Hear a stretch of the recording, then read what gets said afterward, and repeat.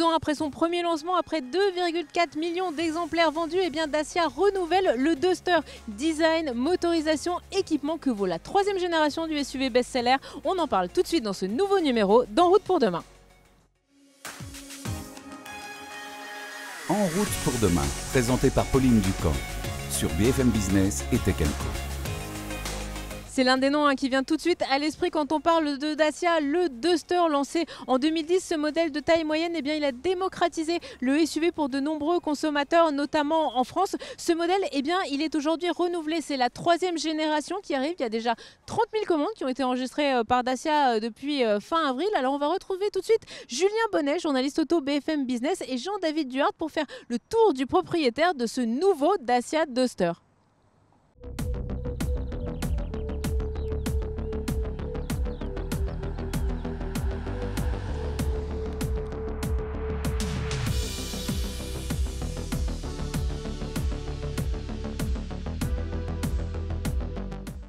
Dacia renouvelle son best-seller. Le Duster, c'est tout simplement 2,4 millions d'unités vendues depuis la première génération en 2010 et 500 000 unités rien qu'en France. Principal défi de cette troisième génération, faire oublier des versions diesel qui restaient assez populaires, même sur la dernière génération, la deuxième qui avait été lancée en 2017. En alternative, la marque du groupe Renault va proposer 3 motorisations essence, du micro-hybride, du full hybride, le modèle qu'on teste aujourd'hui, et également une version bicarburation essence GPL. L'autre révolution sur ce Duster de troisième génération, c'est sa base technique. Elle récupère en effet la plateforme CMF-B, sur laquelle on retrouve notamment la dernière Clio, les derniers Capture et également les modèles les plus récents chez Dacia comme la Sandero ou le Jogger. Et ça, c'est un gros changement par rapport au Duster de première génération qui reposait sur une base technique assez ancienne qu'on retrouvait notamment sur les premières Logan. Côté design, ce nouveau Duster, il change aussi beaucoup. On note pas mal de petits détails qui ont été ajoutés, même si on reconnaît bien sûr l'allure générale de ce véhicule qui se veut avant tout baroudeur. Un côté aventurier mais aussi écologique et économique qu'on va retrouver notamment dans les éléments de protection du véhicule, bien sûr très important pour ce SUV. On a notamment ces skis à l'avant et à l'arrière dans du plastique teinté dans la masse. Donc ça veut dire qu'il n'y a pas de peinture utilisée. Et donc Dacia le présente à la fois comme un avantage sur le plan environnemental, mais aussi en termes d'usure. Si on va rayer ce ski, finalement on aura toujours la couleur d'origine vu qu'elle est teintée dans la masse. Même chose sur les éléments de protection qui vont courir tout le long du véhicule pour aller des passages de roues et également sur le bas de caisse. Et là, on retrouve un matériau recyclé, un tout nouveau matériau utilisé par Dacia pour la première fois sur ce nouveau Duster. Une utilisation de matériaux recyclés qui s'affiche ostensiblement. Sur ce matériau, on reconnaît en effet des petites paillettes blanches qui traduisent justement la présence d'éléments recyclés, plus un petit logo comme on retrouvait sur le dernier Renault Scénic. Et on retrouve logiquement la nouvelle identité visuelle qui était déjà apparue sur une version restylée de la deuxième génération du Duster, donc avec le nouveau logo Dacia et l'identité lumineuse à l'avant comme à l'arrière. Une petite astuce d'ailleurs Dacia au niveau de ses feux arrière qui sont complètement séparés du coffre, et ce qui marche assez bien visuellement et qui permet aussi de réduire la facture niveau coût avec moins de câbles à passer dans le coffre. Merci beaucoup Julien pour ce premier aperçu du nouveau Duster. C'est vrai qu'en termes de design, il est plus robuste, plus carré, et puis on vous parlera tout à l'heure des motorisations. Il y a aussi beaucoup de choses qui changent sur ce Duster. Mais il y a une chose que Dacia ne veut pas changer, c'est le rapport qualité-prix pour rester compétitif sur ce marché des SUV de taille moyenne. Alors comment Dacia a construit son équation économique sur cette troisième génération du Duster? On en parle tout de suite avec notre invité au micro de Julien Bonnet et devant la caméra de Jean-David Duhart.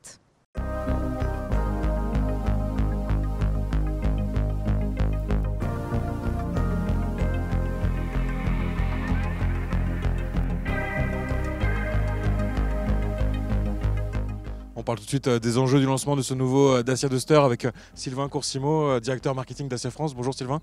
Bonjour Julien. Alors en effet, je suis ravi aujourd'hui de vous présenter la nouvelle génération de tout nouveau Duster. Donc c'est une nouvelle génération très attendue. Est-ce que vous pouvez nous résumer rapidement finalement quels sont les principaux avantages qu'on attend sur cette nouvelle génération ?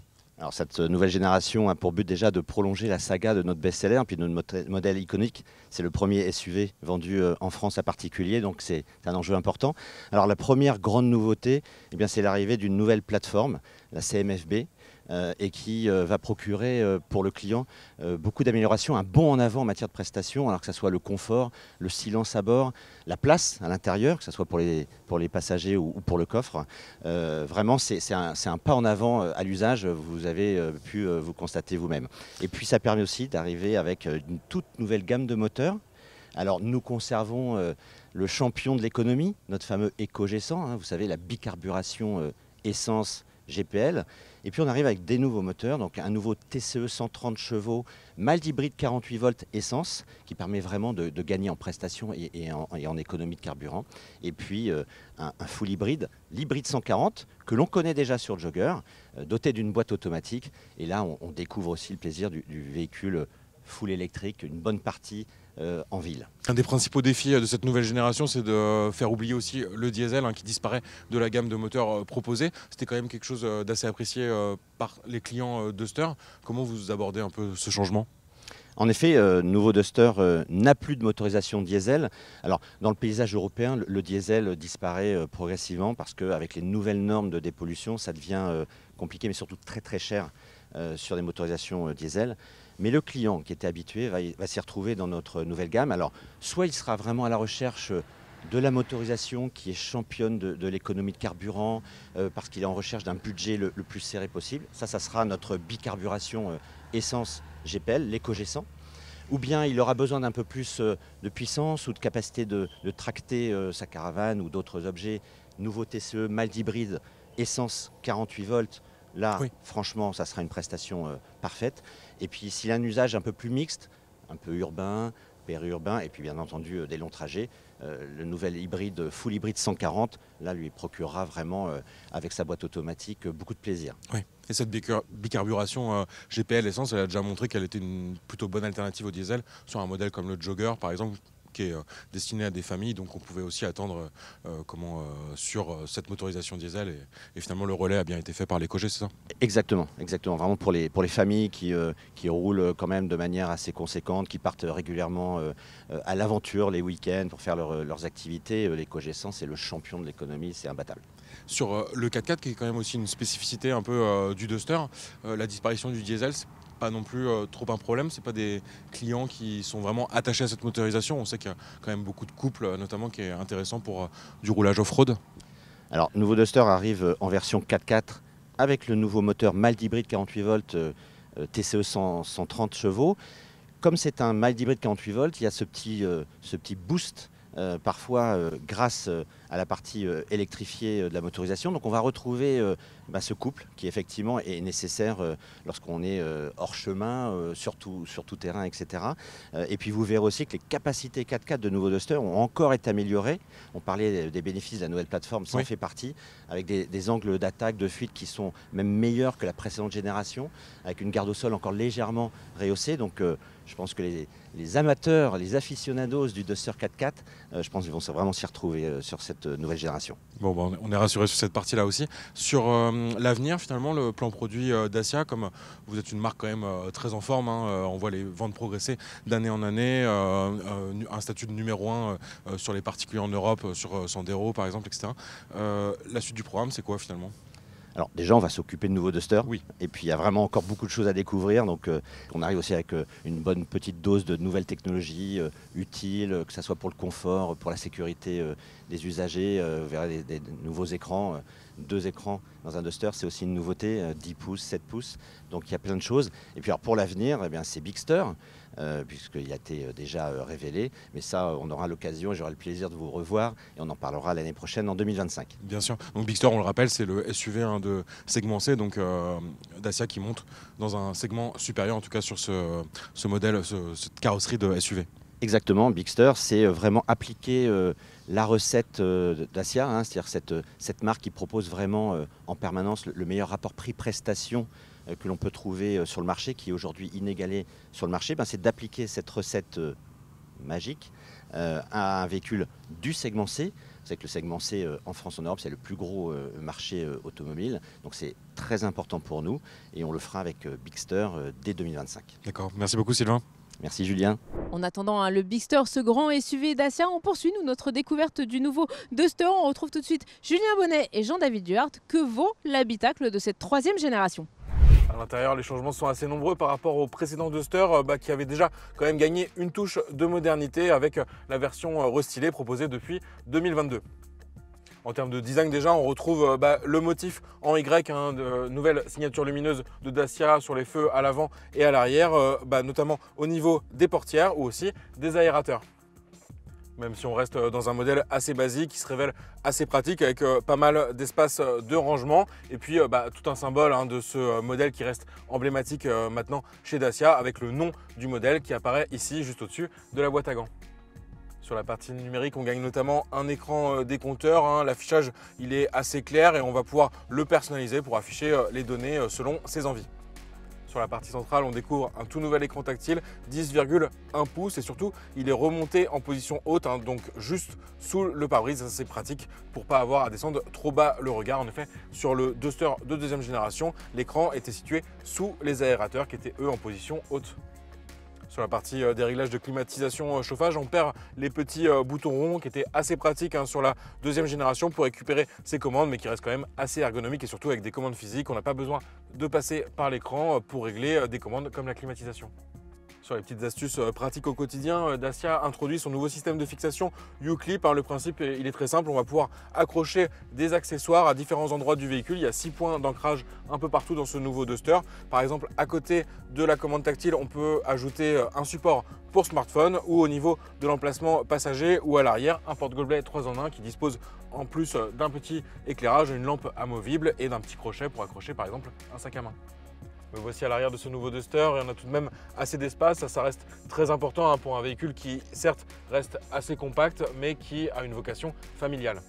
On est quand même bien installé. Le petit plus, c'est qu'on va avoir accès à 2 ports USB-C en complément des 2 qui se trouvent aussi à l'avant. Et si vous aimez vraiment votre Duster, vous allez même pouvoir dormir dedans. En fait, Dacia va proposer le pack Sleep. Donc concrètement, vous allez pouvoir facilement installer un matelas de place à bord. Donc ça, c'est toujours pratique pour un usage en mode camping ou dans la nature.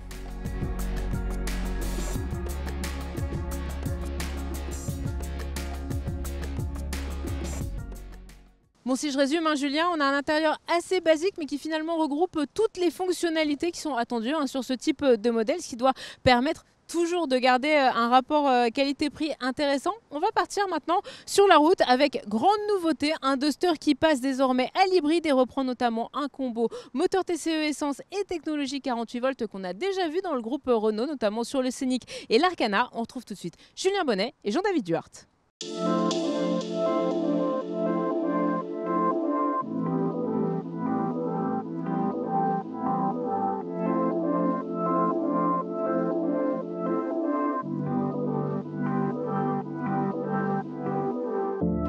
Ça fait maintenant un petit peu plus de 300 km qu'on roule à bord de ce nouveau Dacia Duster et le constat il est très correct. On a un véhicule qui est polyvalent et surtout qui gagne en confort avec cette motorisation e-tech hybride. Alors une motorisation qu'on connaît bien dans le groupe Renault, elle est déjà proposée sur Clio Capture par exemple et chez Dacia qui était déjà proposée sur le Jogger. Alors sur ce nouveau Duster, Dacia promet sur un usage urbain une économie de carburant. Alors l'intérêt de cette motorisation 140 chevaux, c'est qu'elle se révèle quand même assez puissante lorsqu'elle cumule motorisation thermique avec le moteur 1,6 litres et motorisation électrique. On a une toute petite batterie mais qui va se recharger facilement justement avec les phases de décélération et restituer l'énergie électrique au moment des phases d'accélération où quasiment tous les démarrages sont faits en 100% électrique, donc dans le silence. Sur un usage purement urbain, Dacia estime qu'on peut rouler 80% du temps en électrique, donc ça peut être une source d'économie importante. Nous, on n'a pas roulé tant que ça en ville, on a plutôt roulé sur voie rapide, comme ici sur une autoroute limitée à 120 km/h. Et la consommation, elle ressortait plus proche des 6 litres au 100, mais c'est quand même un bon score. Et aujourd'hui, on roule en mode éco et la consommation, elle reste quand même plus proche des 5 litres au 100. Donc cette motorisation hybride, elle va vraiment apporter ce confort avec des accélérations la plupart du temps assez silencieuses, un coup de boost en termes de performance. En revanche, le petit bémol, ça va être au niveau justement de ces phases de roulage un peu rapides, entre 100 et 120 km/h. On sent que ce moteur e-tech, il va avoir du mal à trouver son rapport et donc des fois le moteur va être en sur-régime, donc avec pas mal de bruit. Le principal, c'est que ça ne se retrouve pas tant que ça en termes de consommation et ça reste pas trop gênant sur le plan du confort. L'autre point positif, sinon, ça va être en termes d'équipement. On a un véhicule qui dispose notamment de Android Auto, CarPlay sans fil. Et sur les alertes de survitesse, ça va être très simple de les désactiver. On a en fait un bouton physique sur la gauche qui va me permettre d'activer mes préférences d'alerte. Et donc dans les menus, vous pouvez paramétrer par exemple de désactiver l'alerte de franchissement de ligne et cette alerte de survitesse. En effet, ça devient obligatoire à partir de cette année 2024 que tous les véhicules neufs le proposent. Et donc certes, c'est important d'être conscient de la limitation de vitesse, mais le problème, c'est qu'il y a toujours des erreurs au niveau de la lecture des panneaux et donc vous pouvez être un peu grondé pour votre vitesse alors qu'en fait, vous respectez totalement la limitation en vigueur. L'autre avantage de cette motorisation full hybride sur ce nouveau Duster, même si c'est la plus chère de la gamme, c'est qu'elle c'est la seule qui permet aujourd'hui de profiter d'une boîte automatique. Donc ça va être très pratique sur la conduite urbaine notamment, on ne va pas avoir à passer les vitesses. Et sur les longs trajets, on bénéficie d'un régulateur de vitesse, mais ça reste un régulateur simple, on n'a pas encore de régulateur adaptatif proposé chez Dacia. La raison, elle est assez simple, Dacia veut continuer à proposer des tarifs très compétitifs, même sur des versions très bien équipées. Et puis ça permet aussi à Renault de garder une longueur d'avance sur le plan de ses technologies embarquées. On le voit vraiment à chaque étape de cette émission. Dacia veut rester dans le contrôle du prix en mélangeant d'un côté les nouveautés, les nouveaux équipements et puis la sobriété. Alors quel bilan peut-on tirer de cette première prise de contact avec le nouveau Duster? Et puis surtout, est-ce que cette obsession des tarifs abordables, elle se retrouve bien dans la gamme, Julien?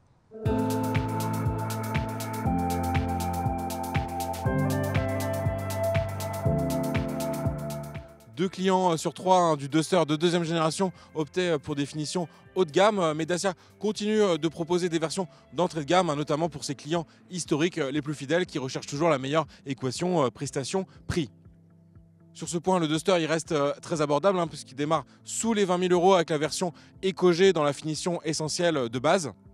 Ensuite, la version hybride légère avec le TCE 130, elle démarre à partir de 23 400 € en version 2 roues motrices. Et pour le 4x4, ça démarre à partir de 25 700 €, toujours avec ce TCE 130. La version full hybride chapeaute la gamme à partir de 26 600 €. Et pour notre modèle d'essai, dans la finition haut de gamme extrême, on reste tout de même sous les 30 000 €. A noter enfin que certaines versions s'exposent à un malus écologique mais qui reste assez limité. En fait, il peut atteindre 740 € au maximum sur la version 4 roues motrices. Merci beaucoup Julien Bonnet, journaliste auto BFM Business. Merci beaucoup à Jean-David Duhart derrière la caméra. Voilà, ce numéro spécial nouveau Dacia Duster d'En route pour demain, c'est déjà fini. Merci à tous de nous avoir suivis le week-end sur BFM Business et puis tout au long de la semaine en multidiffusion sur Tech & Co. Prenez soin de vous et à la semaine prochaine. En route pour demain, la mobilité sous toutes ses formes sur BFM Business et Tech & Co.